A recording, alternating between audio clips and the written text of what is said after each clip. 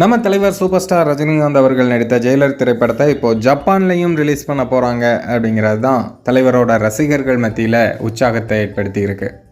Jailer படம் ஒரு பிரம்மாண்டமான வெற்றி படம் அப்படிங்கிறத நான் சொல்லி தான் தெரிய வேண்டிய அவசியம் இல்லை. ஏகப்பட்ட கோடிகளை குவித்த ஒரு திரைப்படம், கிட்டத்தட்ட 650 கோடிக்கு மேலே வசூல் பண்ணியிருக்கு. அந்த திரைப்படத்தால் தயாரிப்பாளருக்கு, விநியோகஸ்தர்களுக்கு, தியேட்டர்காரங்களுக்குன்னு எல்லாருக்குமே ஒரு பயங்கரமான லாபம். தயாரிப்பாளர்லாம் தலைவரோட வீடு தேடி போய் தலைவருக்கு எக்ஸ்ட்ரா பணம், அப்புறம் காரு இதெல்லாம் பரிசாக கொடுத்தாங்க தலைவருக்கு, அப்புறம் மியூசிக் டைரக்டருக்கு, அப்புறம் டைரக்டருக்கு.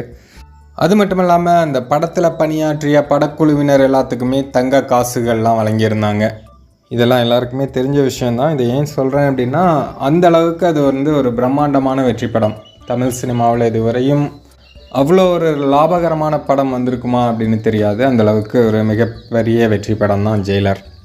அந்த படத்தை தான் இப்போது ஜப்பானிய மொழியிலேயே ஜப்பானில் ரிலீஸ் பண்ண போகிறாங்க. அது எப்போ அப்படின்னு கேட்டிங்கன்னா, February 21 2025 அன்று, அதாவது அடுத்த வருஷம் February 21 ஜப்பானில் தலைவரோட ஜெயிலர் திரைப்படத்தை கொண்டாடுறதுக்கு ஜப்பான் ரசிகர்கள் எல்லாம் தயாராக இருக்காங்க. ஜப்பானில் தலைவருக்குன்னே ஏகப்பட்ட ரசிகர்கள் இருக்காங்க. ரசிகர் மன்றமே வச்சு நடத்திட்டுருக்காங்க.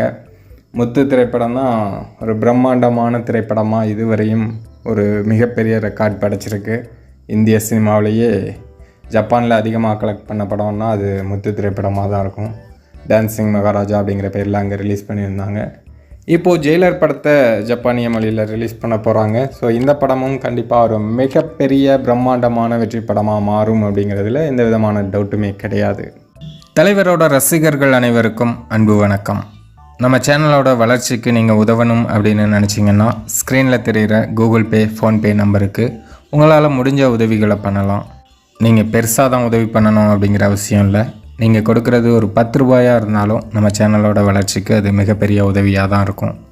நீங்கள் இதுவரையும் கொடுத்த ஆதரவுக்கும் இனிமேல் கொடுக்க போகும் ஆதரவுக்கும் நான் தலைவணங்கி நன்றி சொல்லிக்கிறேன்.